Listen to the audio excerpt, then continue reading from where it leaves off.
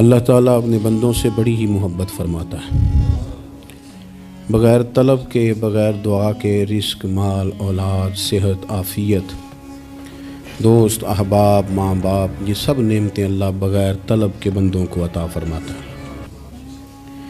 اللہ تبارک و تعالیٰ اپنے بندوں کے حق میں رحمت والے فیصلے کرتا ہے، درگزر والا معاملہ فرماتا ہے۔ جگہ جگہ قرآن مجید میں اللہ تعالیٰ نے اپنے بندوں پر رحمت کرنے کا ذکر فرمایا ہے۔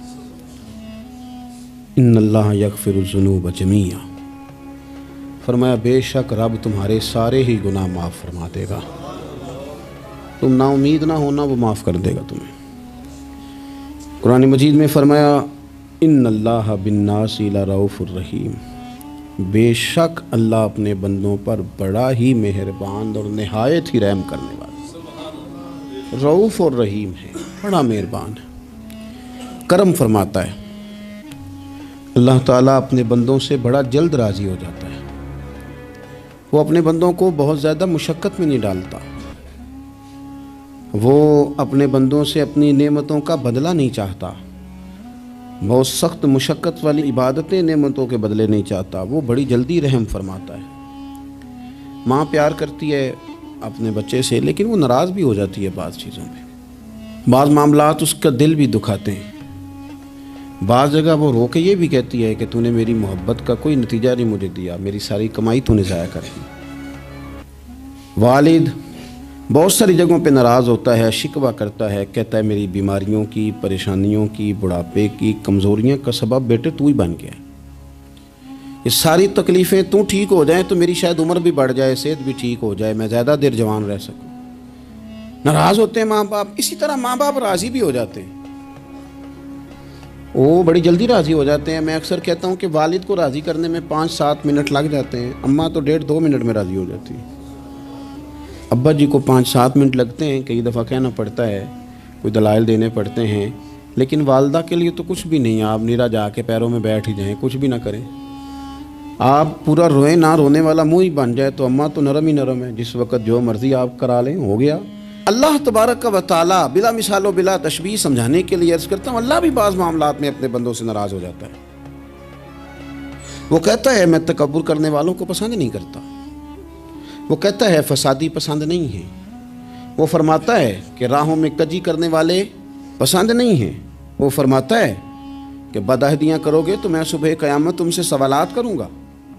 اللہ تبارک و تعالیٰ بہت ساری چیزوں کو ناپسند کرتا ہے، ناراض ہو جاتا ہے، بلکہ نبی پاک صلی اللہ تعالیٰ علیہ وسلم نے فرمایا تم بات کرتے کرتے کوئی ایسا جملہ بول دیتے ہو کہ رب اتنا ناراض ہوتا ہے کہ تمہیں پتہ بھی نہیں ہوتا، تمہارے لیے جہنم کا فیصلہ کر دیتا ہے۔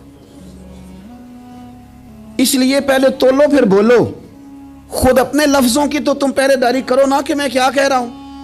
کوئی ایسا جملہ، کوئی ایسی بات وارث شاہ مان کری نہ وارثاں دا، کوئی ایسی بات نہ تمہاری زبان سے نکلے۔ اور حضور یہ بھی فرماتے ہیں کہ اس کا دوسرا پہلو بھی ہے، بعض اوقات تم بات کرتے کرتے ایسا جملہ کہتے ہو وہ اتنا راضی ہوتا ہے کہ تمہارے لیے جنت کا فیصلہ فرما دیتا ہے۔ مسلمان کو اب یہ حکم ہے، اس ساری گفتگو کا نتیجہ یہ ہے کہ وہ اپنے جذبات پر، خیالات پر، نگاہوں پر، زبان پر، کانوں پر تھوڑی توجہ دے، بے لگام نہ بنے، بے ترتیب نہ بنے، جو طبیعت میں آئے کر نہ گزرے، تھوڑا سا نہ سوچے سمجھے اور تھوڑا سنبھل کے چلے، کبھی ان کاموں کی طرف نہ جائے جن سے رب ناراض ہو جاتا ہے، ان کاموں کی طرف بڑھے جن سے اللہ راضی ہوتا ہے۔ میرے نبی پاک صلی اللہ تعالیٰ علیہ وآلہ وسلم نے ارشاد فرمایا، بعض احادیث میں لفظ یہ ہیں کہ اللہ اپنے بندوں کو دیکھ کے مسکراتا ہے جو اس کی شان کے لائق ہے۔ جس ترتیب سے ہم مسکراتے ہیں، جس ترتیب سے ہم روتے ہیں، جس ترتیب سے ہم کسی بات کا اظہار تشکر کرتے ہیں، خدا ان باتوں سے پاک ہے۔ اب بہت ساری حدیثوں میں آیا کہ وہ مسکراتا ہے، تو کیا مطلب ہے مسکرانے کا؟ تو علماء تفسیر نے لکھا ہے مسکرانے کا مطلب یہ ہے کہ وہ بڑا ہی راضی ہوتا ہے اپنے بندے سے، بڑا راضی ہوتا ہے، یہ مطلب ہے۔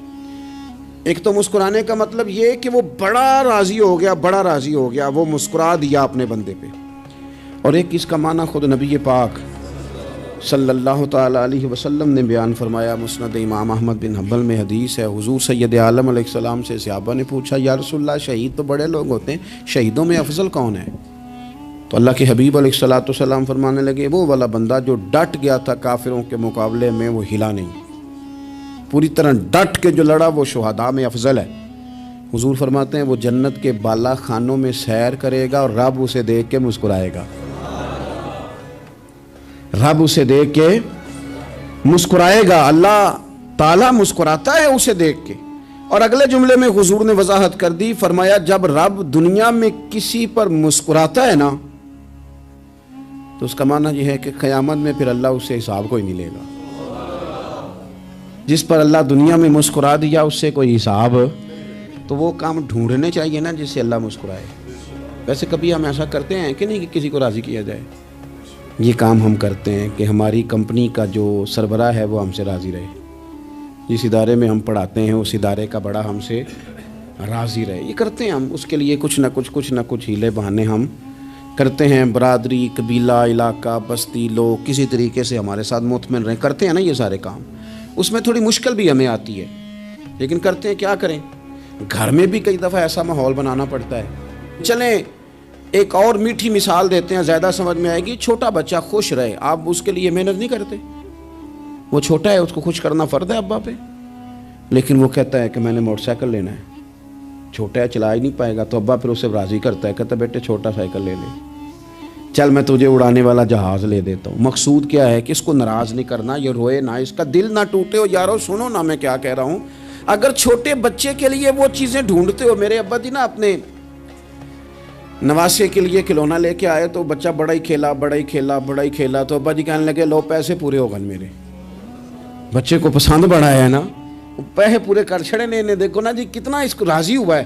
تو انسان کیا کرتا ہے کہ کوشش کرتا ہے، چھوٹا بچہ بھی ناراض نہ ہو تو وہ چیزیں وہ ڈھونڈتا ہے کہ اس کو کیا پسند ہے، چاکلیٹ لے جاؤں، فلاں چیز لے جاؤں، آئس کریم لے جاؤں۔ تو ایک بچے کے لیے، گھر کے لیے، سربراہ کے لیے اتنی محنت کرتے ہو، تو وہ کام بھی ہمیں ڈھونڈ کے تلاش کرنے چاہیے نا جس سے رب راضی ہوتا ہے، اللہ راضی ہوتا ہے۔ بتاؤں وہ کون کون سے کام ہیں؟ نبی کریم صلی اللہ تعالیٰ علیہ وسلم نے ارشاد فرمایا 3 لوگ ہیں جنہیں دیکھ کے رب مسکراتا ہے۔ یا رسول اللہ صلی اللہ علیہ وسلم وہ کون کون سے؟ تو محبوب فرمانے لگے، ایک وہ بندہ ساری مخلوق سوئی ہے، آدھی رات ہے، رات کا پچھلا پہر ہے، اس نے اٹھ کے وضو کر لیا، مصلی پہ کھڑا ہو گیا خدا کی یاد میں، فرمایا اسے دیکھ کے رب مسکراتا ہے جو اس کی شان کے لائق ہے، مسکراتا ہے اللہ۔ یہ تو سونے کا ٹائم تھا، یہ تو گہری نیند آنے کا وقت تھا، رات کا پچھلا پہر، رات پوے تے بے درداں نو نیند پیاری آوے، تے درد منداں نو یاد سجن دی ستیاں وی آن جگاوے، اور ساون کی کالی راتوں میں جب بوندا باندی ہوتی ہے، وہ راتوں کو اٹھ اٹھ روتے ہیں جب خلقت ساری سوتی ہے، اللہ مسکراتا ہے۔ اور سننا میرے بھائی، میرے نبی پاک صلی اللہ تعالیٰ علیہ وسلم فرماتے ہیں جب مسلمان نماز کے لیے صفیں بناتے ہیں نا، ترتیب لگ رہی ہوتی ہے، اب اللہ کی بارگاہ میں کھڑے ہوں گے، قیام کریں گے، رکوع کریں گے، سجود کریں گے، فرمایا جب مومن صفیں بناتے ہیں تو رب دیکھ کے مسکراتا ہے، مسکراتا ہے۔ کمال ہو گئے عروج بندگی کا، جب بندے کو دیکھ کے رب مسکرائے، خدا بندے سے خود پوچھے بتا تیری رضا کیا ہے، مسکراتا ہے۔ اور میرے نبی پاک علیہ السلام فرماتے ہیں جب مجاہد جہاد کے لیے صفیں سیدھی کرتے ہیں، آج تو یہ رب کے نام پہ مرنے ہی آ گئے، یہ صفوں میں کھڑے ہوں گے، ترتیب سے لڑیں گے، ترتیب سے گلا کاٹیں گے کافروں کا یا شہادت لیں گے۔ فرمایا جب جہاد کے لوگ صفیں بناتے ہیں تو رب انہیں دیکھ کے مسکراتا ہے۔ کتنے نصیبوں والا وہ بندہ ہے جسے دیکھ کے مسکرا دیا۔ او یار کبھی تیرا بیٹا تیرے سامنے مسکرائے نا چھوٹا، تو تیرا دل باغ باغ ہو جاتا ہے۔ تیری ماں بیمار کسی ایک دن صحیح طرح ہنس پڑے تو طبیعت خوش ہو جاتی۔ مجھے بتاؤ نا جس کا رب بھی اسے دیکھ کے ہنس پڑے، جو اس کی شان کے لائق ہے، کیا اس بندے کے نصیبیں ہیں، کیا اس کے مقدر ہیں۔ آپ اس مقام پر اپنے آپ کو لائیں۔ اب دیکھیں نا یہ حدیث آپ نے سن لی، اب ہم نے نا اس طرح صفحے نہیں بنانے جس طرح ساری دنیا، اب ذرا صفحے بھی شوق سے بنائیں گے، اب ذرا تھوڑا سا شوق پیدا کریں گے، بھئی یہ تو میں وہ کام کرنے لگا ہوں جسے دیکھ کے رب مسکراتا ہے۔ نبی پاک صلی اللہ علیہ وسلم نے فرمایا جب کوئی بندہ توبہ کرتا ہے نا، ہم توبہ کا رٹا لگاتے ہیں، یا اللہ میری توبہ، یا اللہ۔ اور توبہ کا تو مطلب یہ ہے کہ پچھلے گناہوں سے پکی توبہ، آج کے بعد یہ غلطی نہ کرنے کا پکا وعدہ۔ تو نے ساری شب برات رو کے گزاری ہے، بتا سویرے جھوٹ جوڑنے کا ارادہ ہے تیرا؟ آج کے بعد رشوت تو نہیں نہ لے گا، ملاوٹ تو نہیں نہ کرے گا، یہ توبہ ہے۔ اور اگر سارے کام اسی طرح کرنے ہیں تو پھر یہ توبہ کا رٹا ہے، جتنا مرضی لگاؤ۔ حضرت علی بن ربیعہ رضی اللہ تعالیٰ عنہ فرماتے ہیں میں مولا علی کے ساتھ تھا، مقام حرہ کی طرف جا رہے تھے، حضرت علی نے ہاتھ اٹھا کے دعا مانگی ہماری تعلیم کے لیے، ورنہ حضرت علی ہم صحابہ کو محفوظ عن الخطا تو مانتے ہیں نا۔ ہاتھ اٹھا کے کہا اے اللہ ہمارے گناہ بخش دے، تیرے علاوہ کوئی معاف کرنے والا نہیں۔ اور پھر حضرت علی آسمان کی طرف دیکھا اور دیکھ کے نا حضرت علی بن ربیعہ کو تو مسکرائے۔ حضرت علی بن ربیعہ کہنے لگے حضور مسکرائے کیوں ہو؟ فرمانے لگے ایک دن میں حضور کے ساتھ اسی طرح آیا تھا، اسی طرح حضور نے دعا فرمائی تھی ہماری تعلیم کے لیے، اور پھر حضور مجھے دیکھ کے مسکرائے تھے اور فرمایا جب کوئی بندہ رب کی بارگاہ میں اس طرح استغفار کرتا ہے تو رب مسکراتا ہے اور مسکرا کے فرماتا دیکھ لو میرے بندوں کو پتا ہے کہ میرے علاوہ معاف کرنے والا کوئی نہیں، انہیں پتا ہے، تم اس کی بارگاہ میں رجوع تو لاؤ، آؤ تو صحیح دعا آنسو لے کر۔ اقبال کہتے ہیں کہ موتی سمجھ کے شان کریمی نے چن لیا، قطرے دو گرے میرے ار کے انفعال کے، دو میں نے آنسو بہائے تھے تو اس کے کرم نے تو موتی سمجھ کے چن لیا۔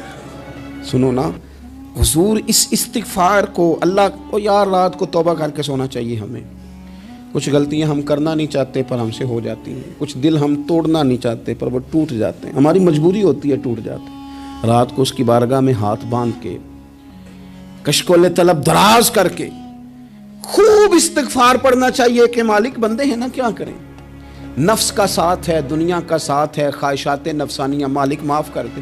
درد سے توبہ، رسم نہ ہو، کہانی نہ ہو، لفظ نہ ہو، جملے نہ ہو، اور جناب ایسے لوگوں کے بیچ بڑے ہاتھ باندھ کے اور بڑا کوئی ضرورت نہیں، آپ اکیلے اپنی چارپائی پہ بستر کے اندر منہ دے کے بھی درد سے کہیں گے نا معاف کر دے تو وہ تو مہربانی بڑا ہے۔ میرے نبی پاک صلی اللہ علیہ وسلم مثال دیتے ہیں، فرمایا ایک آدمی صحرا میں جا رہا ہے، صحابہ سے حضور خطاب کر رہے ہیں، فرمایا ایک آدمی صحرا میں جا رہا تھا، اس نے اپنی اونٹنی پہ کھانا پانی پیسے ہر چیز رکھی ہوئی تھی، صحرا تھا بہت بڑا، درمیان صحرا کے گیا تو تھوڑا سا سستانے کے لیے آرام کرنے کے لیے اونٹنی سے نیچے اترا، اب اس نے اونٹنی کی لگام اونٹنی کی نکیل اپنے سرہانے کے نیچے رکھی، ہاتھ کے ساتھ پکڑی اور سو گیا۔ تھوڑی ہی دیر کے بعد جب اس کی آنکھ کھلی تو دیکھا اونٹنی غائب ہے۔ صحرا میں وہ پیدل نہ آگے جا سکتا ہے نہ پیچھے جا سکتا ہے، نہ دائیں نہ بائیں، کھانے کو روٹی نہیں، پینے کو پانی کا قطرہ نہیں، تھوڑا ادھر بھاگا ادھر بھاگا، تھک گیا۔ کریم محبوب فرماتے ہیں وہ پوری طرح نڈھال ہو گیا اور مایوس ہو گیا، معاذ اللہ، مایوس ہو کے دوبارہ اسی جگہ آ کے لیٹ گیا جہاں پہلے لیٹا تھا، انتظار کرنے لگا کہ اب موت ہی آئے گی، آخری وقت ہے، اب نہ میں پیدل یہ صحرا کراس کر سکتا ہوں، نہ پیچھے جا سکتا ہوں، نہ کھانا ہے نہ پانی ہے، سوائے موت کے کوئی سہارا نہیں۔ حضور فرماتے ہیں وہ رستے میں دوبارہ لیٹ گیا، اچانک اس نے رخ بدلا تو اونٹنی سامنے کھڑی تھی۔ حضور نے صحابہ سے پوچھا بتاؤ نا اسے بھلا کتنی کو خوشی ہوگی؟ یا رسول اللہ جسے نئی زندگی مل گئی ہے۔ آپ دیکھیں نا سارے ڈاکٹروں نے کہہ دیا کہ اس کے تو گردے معدہ جگر ہر چیز ختم ہے، گھر لے جاؤ خدمت کرو، ہر طرف پریشانی ہے۔ وہ بندہ بھی سمجھ گیا ہے کہ آخری وقت آ گیا، کل جاؤں پرسوں جاؤں، تیاری ہو گئی، سب لوگ آ گئے، باہر والے بھی آ گئے، یہ ماحول ایک عجیب رنگ اختیار کر گیا۔ اچانک ایک ڈاکٹر نے آ کے کہا نہیں نہیں غلطی لگ گئی تھی۔ مجھے بتائیے انداز کیا ہوتا ہے؟